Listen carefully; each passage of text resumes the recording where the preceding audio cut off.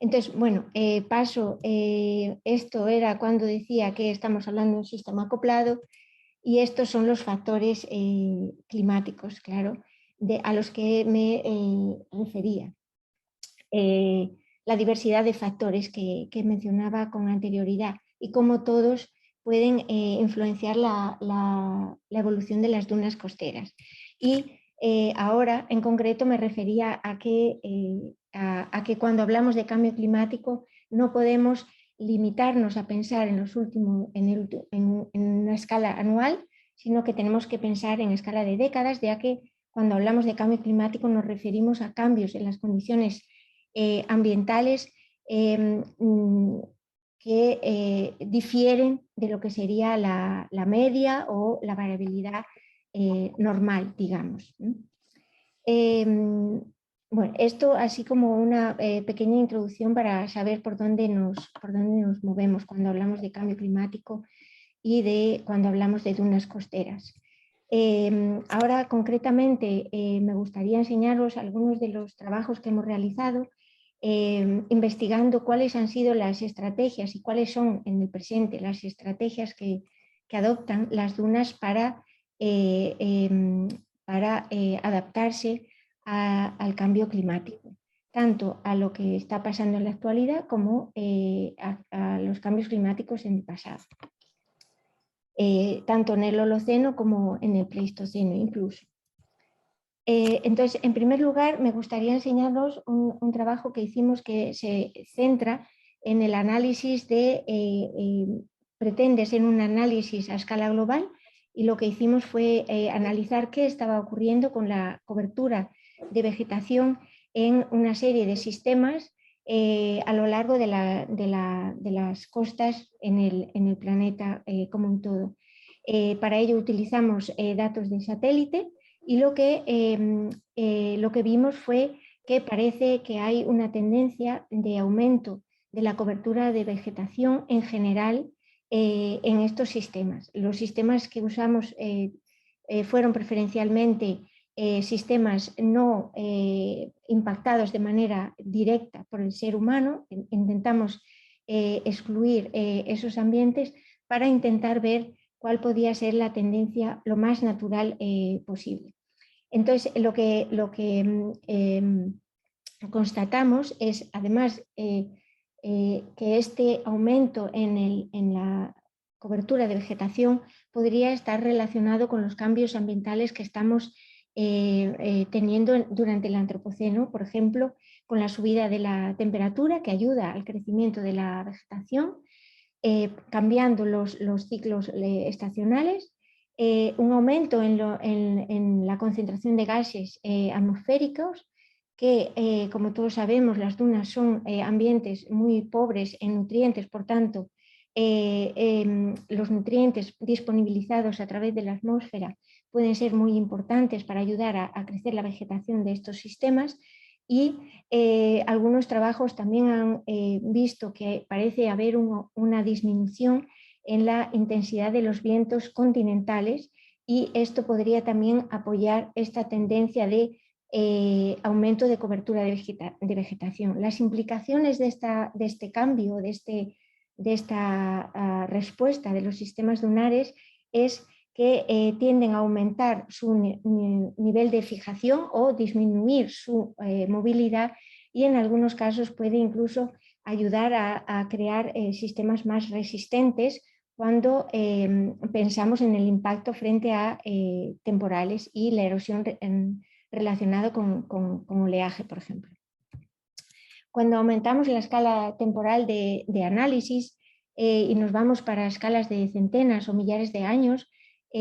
lo que más ha llamado la atención tradicionalmente ha sido el impacto de periodos climáticos fríos. Durante el Holoceno ha habido una serie de eventos climáticos fríos con una cierta recurrencia, y lo que hemos constatado es que durante esos eventos las dunas aumentaban su movilidad, había una mayor actividad eólica, y lo que parece estar relacionado con un aumento en la frecuencia e intensidad de de las tormentas durante esos periodos climáticos fríos, y también de los vientos, es decir, una reorganización del patrón de circulación atmosférica que favorecería este aumento de la tormentosidad, digamos, y intensidad de los vientos. Una vez que estos periodos climáticos fríos o eventos climáticos paran o cambian, parece que existe una tendencia de los sistemas dunares de revegetarse y de fijarse y disminuir su movilidad en el tiempo. En cuanto al efecto de la subida del nivel del mar, que es otro de los factores relacionados con el cambio climático y que últimamente nos preocupa bastante, porque está subiendo el nivel del mar y se prevé que esta subida se acelere en el futuro, pues sabemos que las dunas costeras en principio pueden adoptar dos estrategias de respuesta frente a la subida del nivel del mar. Una es el aumento en altura, que iría acompañando la posible traslado o reorganización de la playa hacia zonas más elevadas. Las dunas acompañarían este traslado de la playa en la vertical, pero solo si hay suficiente disponibilidad de sedimento para que esto sea posible. Es decir, tenemos que tener mucho sedimento para que las dunas puedan acompañar esta subida de nivel del mar sin necesidad de desplazamientos en la horizontal. La otra posibilidad es que las dunas migren hacia el interior para acomodar esa subida en el nivel del mar y acompañar lo que en muchos casos se está constatando que es un retroceso también de la línea de costa en esa misma dirección hacia el interior. Lo que hemos visto en el pasado, que nos puede contar el pasado, es que durante la transgresión marina, desde la última desglaciación y durante el Holoceno, lo que se ha constatado es que las dunas, con la subida del nivel del mar muy rápida durante la deglaciación, han conseguido migrar hacia el interior, de manera que parte del sedimento disponible en la franja litoral removilizado o reciclado podía preservarse hacia una zona más interior donde pudiese ser utilizado en el futuro cuando el nivel del mar subía. Esta imagen, por ejemplo, muestra cómo la costa oeste de Portugal está inundada de dunas que han migrado hacia el interior durante el Holoceno debido a esta subida del nivel del mar. Y en algunos casos se han quedado separadas o descolgadas de lo que sería la propia línea de costa actual, cuando ésta siguió retrocediendo hasta alcanzar un acantilado que no podía ser erosionado. Entonces, ahí se desacoplaron ambos sistemas. De todas formas, esta respuesta tiene una limitación también cuando pensamos en qué es lo que tenemos hoy en día en la línea de costa, ¿no? Si no tenemos acantilados como estos rígidos, lo que nos vamos a encontrar es una línea de costa superpoblada y artificializada que posiblemente en muchos casos impedirá la deslocación o la migración para el interior de las dunas y por tanto la adaptación de los sistemas dunares migrando hacia el interior. ¿Cómo podemos ver qué es lo que puede pasar o cómo pueden adaptarse o responder las dunas costeras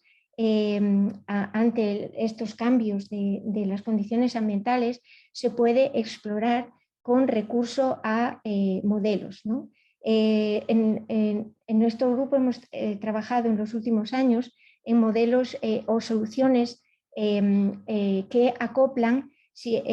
procesos marinos y eólicos, juntando modelos morfodinámicos, es decir, modelos que incluyen una serie de una relativamente alta complejidad de procesos y cuando se cuando se corren o cuando se ejecutan, durante su ejecución son capaces de actualizar la forma de la topografía, del relieve, y seguir en el tiempo, digamos, proyectando una respuesta o simulando una respuesta, ¿no? Los modelos que hemos utilizado en el grupo han sido el modelo XFISH, que simula la respuesta en la zona de la playa, y el modelo Duna, que simula la respuesta en la parte de la duna, como su nombre indica. Los datos de entrada, básicamente, perfil playa-duna. Esta aproximación, por el momento, solo se ha utilizado o solo existe en su versión unidimensional, por tanto, versión perfil. Entonces, lo que necesitamos son perfiles topográficos y datos de oleaje, nivel del mar, de vientos y parámetros de calibración. Cuando hablamos de parámetros de calibración, implica que también necesitamos una muy buena base de datos para poder calibrar y validar estos modelos de manera a poder fiarnos, por decirlo de alguna manera, o tener una cierta confianza en los resultados que estos modelos nos pueden dar. Más concretamente, y dado que hoy estamos más centrados en la parte de las dunas, para hablar un poco de qué es duna. Duna es un modelo morfodinámico, como decía, que tiene una serie de componentes en su interior, como un modelo de viento, un modelo de transporte de sedimento, una aproximación para el crecimiento de la vegetación relativamente simple, por el momento por lo menos, y incluye también el efecto de factores limitantes al transporte de sedimento, como pueden ser el tamaño del sedimento, la vegetación, la pendiente del perfil, la humedad, y más recientemente hemos incluido también el efecto del fetch, que es básicamente el ancho de la playa seca sobre la que el flujo de viento puede transportar sedimento hacia la duna. Por tanto, si este ancho de playa permite la saturación del flujo o no, y posibilitamos la rotación del grid o del perfil en función de la dirección de los vientos, de modo a incluir el efecto o la interferencia entre los vientos oblicuos y la topografía del perfil. En cuanto a algunos resultados, no voy a extenderme mucho, pero sí que me gustaría mostraros un poco qué podemos hacer o qué hemos hecho con Duna por el momento. Este es un ejemplo del modelo ya calibrado, el modelo de viento y el de transporte, y una simulación para un mes en una zona de una duna en Estados Unidos. Lo que hemos conseguido es reproducir la acumulación de sedimento en la cresta de la duna, donde existe una mayor concentración de vegetación, y un transporte desde la playa y la parte frontal de la duna, reproduciendo de una manera bastante satisfactoria lo que las observaciones nos indicaban.